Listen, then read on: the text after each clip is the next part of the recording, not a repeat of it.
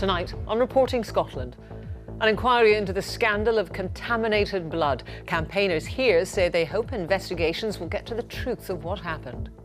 A letter arrived one day, just out of the blue, saying that the transfusion had been contaminated. As soon as I read it, I knew that I was infected.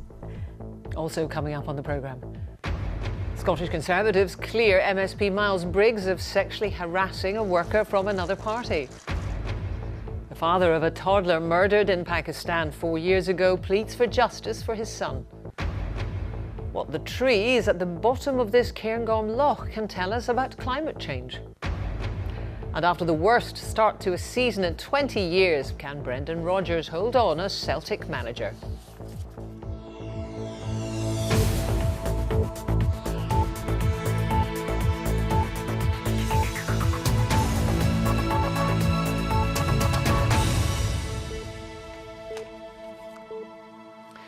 Good evening. It's been described as the biggest public health disaster in the history of the NHS. Thousands of people were given infected blood products in the 1970s and 80s that led to some patients contracting HIV, AIDS or hepatitis C.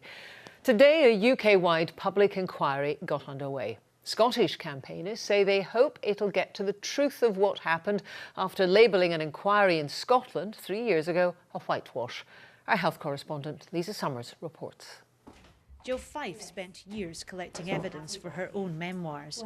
She was given a blood transfusion in Dundee in 1988 after the birth of her daughter. A letter arrived one day, just out of the blue, saying that the transfusion had been contaminated. As soon as I read it, I knew that I was infected. There was a sort of moment of calm, and then I realised I might have infected the children and just went crazy. Despite treatment, her immune system was compromised. She now has to avoid daylight. It has changed the course of our lives and affected absolutely everything.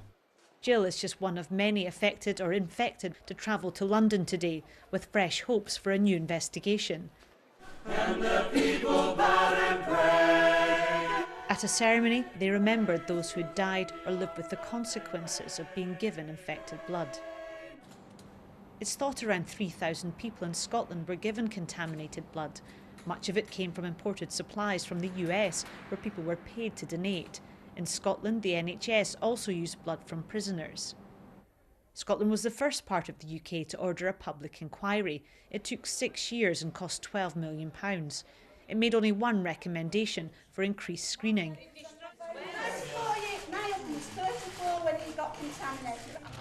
At the time, campaigners expressed their anger by burning the report. For many years, lots of outstanding questions as to why it happened, why it wasn't responded to, why the various charities that were set up to fund people affected were inadequate. And this is really the result of 20-odd years, indeed perhaps longer than that, of campaigning. This afternoon, the inquiry heard the Scottish Government had declined to be a key participant, to the surprise of some campaigners. The UK chair said it would get answers. It is willing to hold people to account where appropriate, and it will express its views at the end without fear or favour, affection or ill will. There has been so much suffering and so much sadness for those infected through no fault of their own. Now the start of a new journey in search of answers. The Scottish Government say it's continuing to discuss with the Cabinet Office how it will participate fully in this inquiry, but they don't want it to duplicate the work of Lord Penrose. But for those who were left deeply disappointed by the results of that inquiry 3 years ago, they say they hope that this new inquiry will have the scope to hold people accountable and to look at wider issues around things like compensation. They will come to Scotland next year to gather evidence, and they hope to be able to report back in about 2 years' time. But that can't come soon enough for many who've continued to live with these conditions and also to die from them. Summers, thank you very much. A Conservative MSP facing an allegation of sexual harassment by a female worker from another party has been cleared by his party of any wrongdoing. Miles Briggs says the allegations against him were completely false. I've been cleared by the disciplinary committee of any wrongdoing, and I believe these were false allegations from the outset, and now I need to work to try to clear my name and actually take forward what has been a very difficult time for me and my family. Our political correspondent Glenn Campbell is in Edinburgh. Glenn, do we know any more about what happened here? Well, the Conservatives' disciplinary panel has dismissed the complaint that it received in July about Miles Briggs's behaviour at an event back in February of this year. The complaint came from a female worker from another political party, and according to the disciplinary panel's account, she complained of being made to feel intimidated, uncomfortable and humiliated by Mr. Briggs's behaviour. But as I say, the complaint has been dismissed by this panel, but the handling of it by the Conservative Party has been criticised by the complainant and by campaigners. The Scottish Conservatives used a very adversarial approach that I think is inappropriate for sexual harassment cases. They asked the women to be questioned at a hearing with no representation directly by the MSP the complaint was against. I think that's inappropriate in any circumstances. It wouldn't happen in our criminal courts, never mind in a sexual harassment investigation. So the charity is demanding that the Conservatives make changes to the way in which they handle cases of this sort. But we've also had a statement from the Scottish Conservative leader Ruth Davidson, who says that she's satisfied by the robustness of today's process. So she doesn't, it seems she doesn't feel inclined to make any changes. Glenn, thank you. 4 years on from the kidnap and murder of a toddler in Pakistan. His father, who lives in Stirling, is pleading for justice. Shahryar Ahmed was just 3 when he was snatched from his grandmother's home by a gang who later killed him. Police in Pakistan say they're doing all they can. Shabnan Mahmood reports. This is the last video of Shahryar Ahmed, seen here in the checked shirt. It was taken just before he disappeared. He loved to go out, he loves animals, he was kind of full of life. During a visit to his grandma's house in Faisalabad, Pakistan, the 3-year-old was abducted while playing outside. 3 months later, he was found brutally murdered. Every single day that's come back to me, and that's devastating for us. They completely destroy me, my wife, my whole family. Killing every child, we never done anything, we never harmed to anyone. We are kind of ordinary people. 4 years on, and the taxi driver from Stirling is trying to bring his son's killers to justice. There's a witness who saw this case, there's a medical report, there's all sorts of evidence, but I don't know why that's the session court doesn't know proceeding this case. Iftikhar has now sought the help of his local Scottish MP. It's now 4 years since my constituent Iftikhar Ahmed's 3-year-old son, Shahryar, a British subject, was abducted and brutally murdered in Faisalabad, Pakistan. Will the Secretary of State meet with me and others to see how we can get justice for this family? I've subsequently written to the Foreign Secretary to give him a complete update on what this case consists of. And I've also met with other members of Parliament across all the parties who expressed an interest in this case as a result of my question. And they've been incredibly supportive and have come up with all kinds of ideas to take this case forward as well. In a few weeks, the family should have been marking Shahryar's 7th birthday. Instead, Iftikhar, his wife and 2 other children will be making yet another trip to Pakistan to try to bring the killers to trial. This time, he's hoping the British government will put pressure on Pakistani authorities to finally resolve the case. Shabnam Mahmood, BBC Reporting Scotland. Analysts say a gas discovery off Shetland is the largest in UK waters in a decade, which could supply 10% of the UK's needs. 1 trillion cubic feet of gas has been found in the Glendronach field west of Shetland. Total says it could be extracted using existing infrastructure.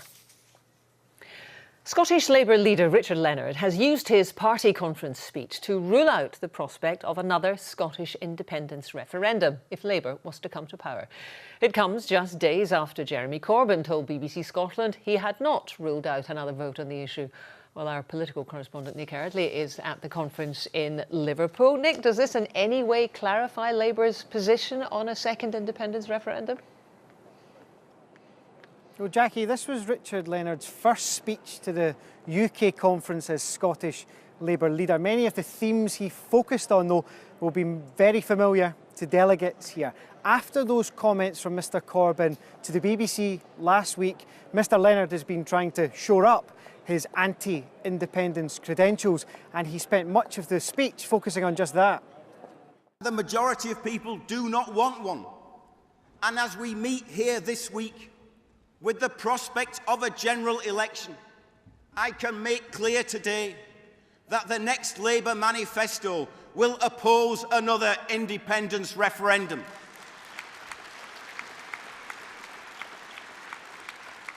We don't need a referendum to change Scotland. We need the election of a Scottish Labour government to change Scotland.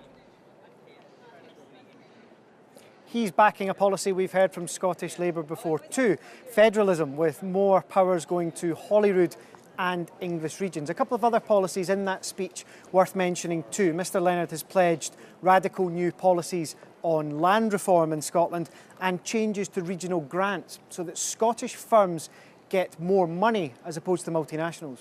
And amid all of that, Nick, some controversy surrounding a Labour Party official continues. Yeah, that's right. This is Andy Kerr, who is the chair of the UK Party's executive. You should be able to see him on your screens just now. Lots of criticism after he joked yesterday that he wouldn't pick a delegate to speak because she had blessed herself. Now, he has apologised, but many in the party are furious. Mr Leonard told the BBC this morning that the comments were completely unacceptable and there was no place in the Labour Party for them. The First Minister, Nicola Sturgeon, has joined that condemnation too. The SNP tonight are saying that Mr Kerr's position as chair of the Labour Party's executive is untenable.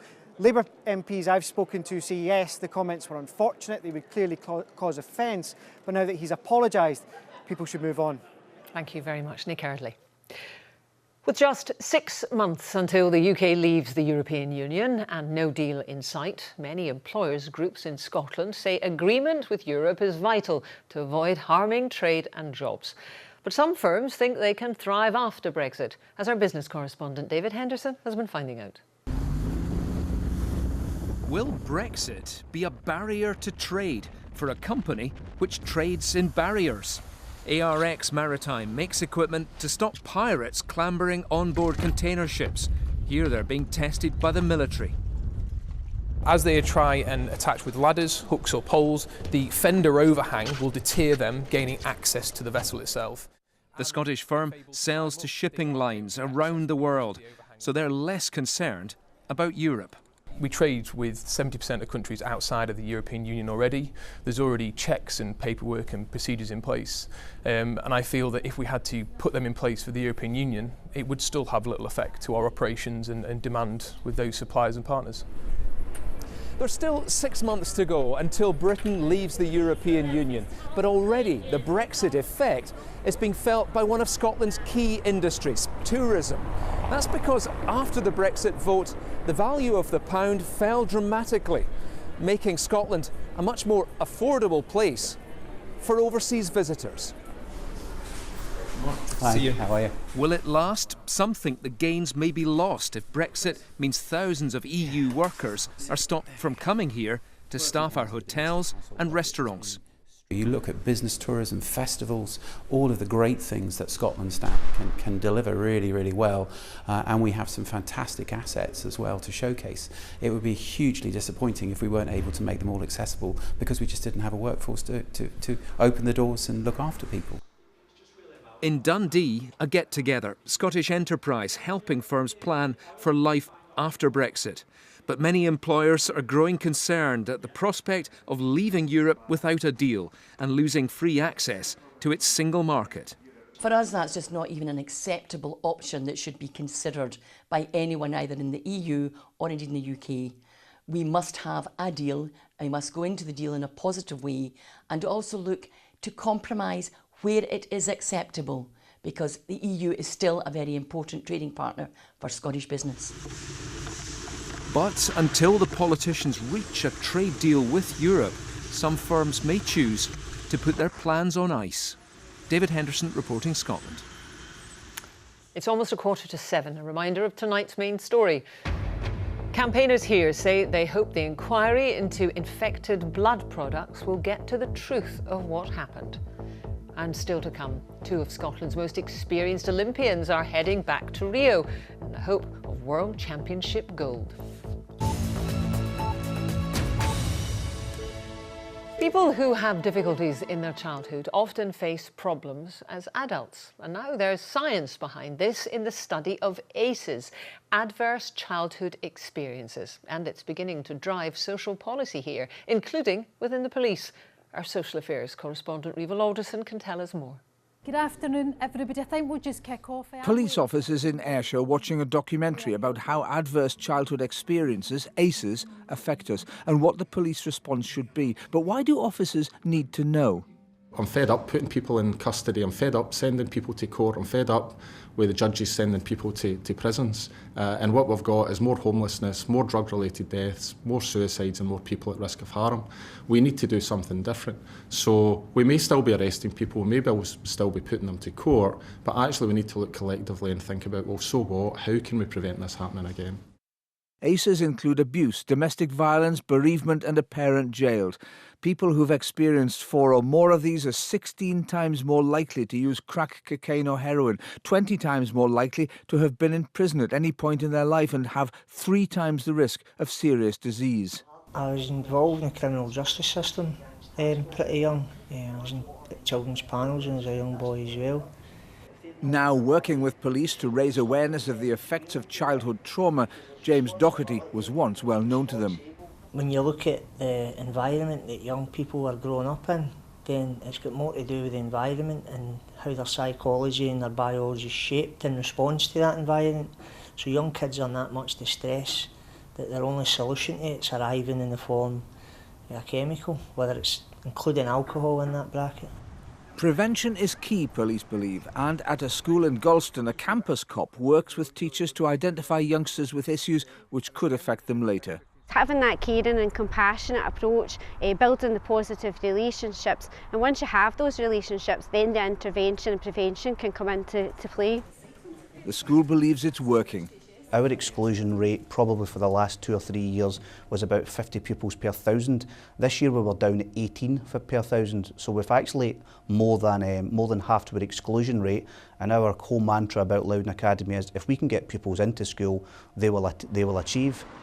Police, for whom 80% of calls are dealing with vulnerable people, say this strategy can ultimately help reduce crime. Rival Alderson reporting Scotland, Ayrshire. The best way to predict the future of climate change is often to study our weather from the past. But how are you supposed to know if there was a bad summer 5,000 or 6,000 years ago? Well, now scientists from St Andrews are part of a global team doing just that. Here's our science correspondent, Richard Westcott. This loch in the Scottish Highlands is hiding clues that could help us better predict the impact of climate change. Scientists are searching for them under the water. Swimming around for hours. It's tough, hands-on fieldwork. This is where an underwater chainsaw would be easier. Okay, just take it slow at the beginning. They're winching out trees that lived and died hundreds, even thousands of years ago, but the water has preserved them. So Rob, this could have been in the loch for 600-700 years.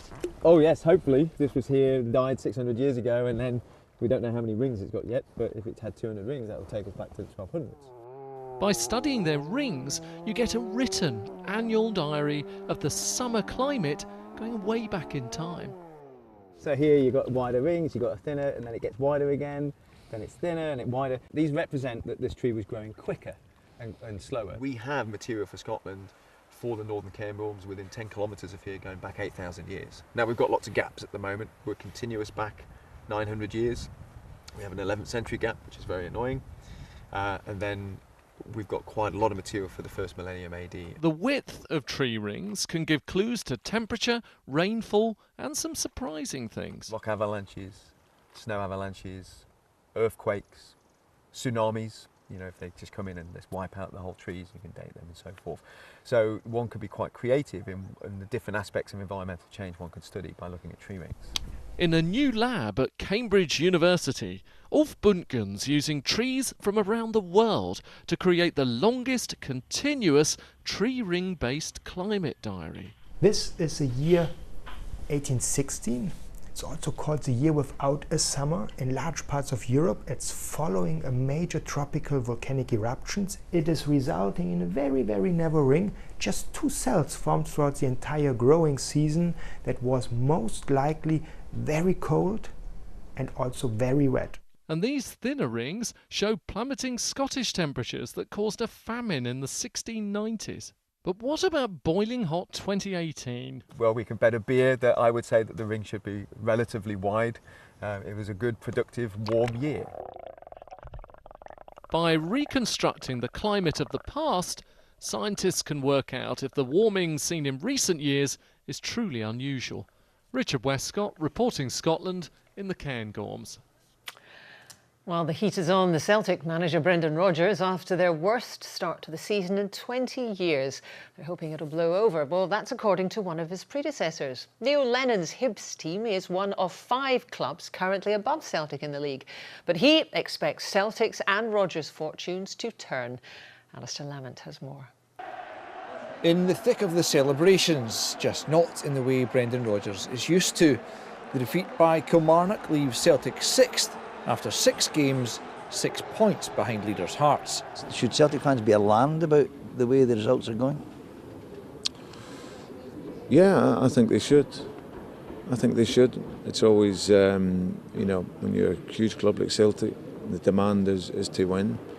You know, and in the last couple of years we've done that. So it hasn't been the same. You're always under pressure if you don't win for the big clubs. Rodgers' frustration has been mounting. Failing to sign transfer targets like John McGinn irked the manager. Missing out on the Champions League was a blow to everyone at the club. Although there have been signs that all is not well between Brendan Rodgers and the board here, the noises from inside today were of unity and determination to turn things round. And that's exactly what one former manager expects to happen. I still think Celtic will win the league. I think they've got the strength and depth and the quality of player.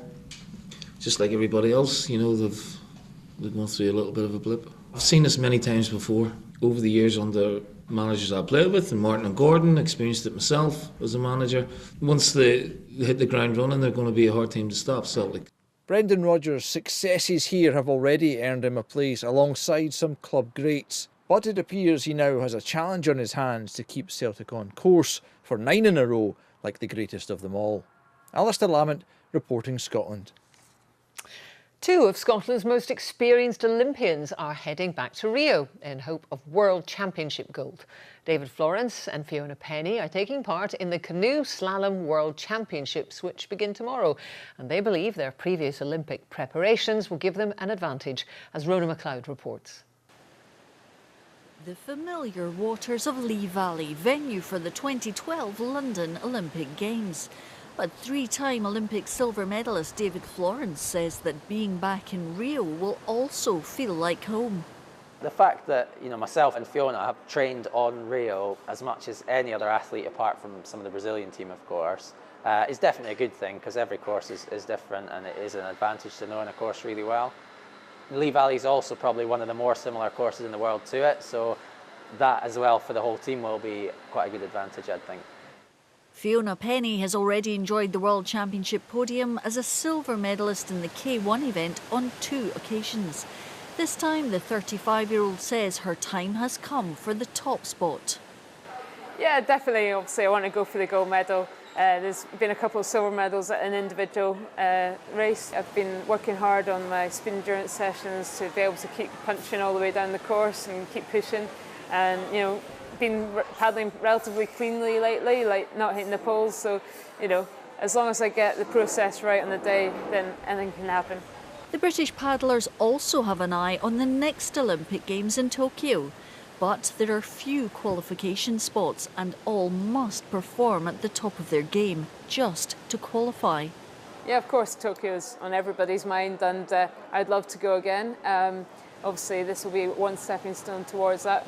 It's very cutthroat these days when you only get one athlete per nation going in each of those classes. The entire Olympic team can be 2 to 4 people. It's tough. It's especially tough, you know, if you're a strong nation as Britain are at the minute. You know, you can have guys who, few guys ranked in the top few in the world, and yet only one of them gets to go. If selected, Florence would break British canoe records by taking part in his 4th Olympic Games. But first, this week's World Championships to navigate. Rona McLeod, reporting Scotland. Now, fast hands and good reactions. These are the traits required to be one of the world's best tennis players. Unfortunately, the former world #1 Andy Murray seems to have lost some of his hand-eye coordination. The casualty on that occasion was the commemorative plate from the Shenzhen Open. I'm sure he'll be back in form when he starts playing tomorrow. Now let's get the weather forecast from Judith. Good evening. Well, we see plenty of rainbows when we have showery conditions, as we've seen today, but also clear blue skies. It's a lovely picture taken by one of our weather watchers from the Forth and Clyde Canal in Glasgow. Still a few showers to come this evening, coupled with late sunshine. The showers gradually fading away, becoming confined to the far northwest. Generally clear skies across the country tonight, and under those clear skies, quite chilly. Lows of around 5 or 6 in our towns and cities, so as you can imagine, lower in the countryside. But that wee bit higher towards the west coast and the Northern Isles as well, where there will be more of a breeze. So a fine start to the day tomorrow. Chilly mind first thing, but plenty of sunshine initially. Then we start to see the first signs of a change with cloud building towards the west, outbreaks of showery rain pushing into western Scotland, and that rain also extending across the Northern Isles. But the one thing you will notice tomorrow will be the winds. Strong, gusty southwesterly winds touching gale force over the Northern Isles. There's the wind gusts there behind me. Across eastern Scotland, that rain kind of misses here. It stays largely dry, some sunshine too, particularly for Aberdeenshire. Temperatures around 14-15 Celsius, but the rain starts to push into the west, not quite into Dumfries and Galloway, more especially North Argyll, where it will be quite heavy at times, especially over the hills, and the West Highlands as well, and all the while those winds with strong and gusty gale force at times for the west coast. Tomorrow evening, that rain continues in the west, easing for a while, dry in the east. Then another band of rain pushes into the far north. So for Wednesday, if we look at the pressure chart, high pressure to the south of us and to the north of us, low pressure, still a wee squeeze on the isobars, and we do have this weather front sinking south on Wednesday. But actually, we'll see something noticeably warmer on Wednesday. It will start cloudy with that weather front, introducing outbreaks of rain across much of Scotland for a time. The winds do gradually ease though, and the rain will become confined to more western areas, and some rain too for the far north. But in the east and the south, it dries up for the afternoon. But look at these temperatures, potentially 20 Celsius for Aberdeenshire, 17, 18 in the east. So it will feel really noticeably warmer. That's your forecast. Good news indeed. Thank you for that, Judith. And that's Reporting Scotland. I'm back at 10:30. Until then, from all the team, good evening.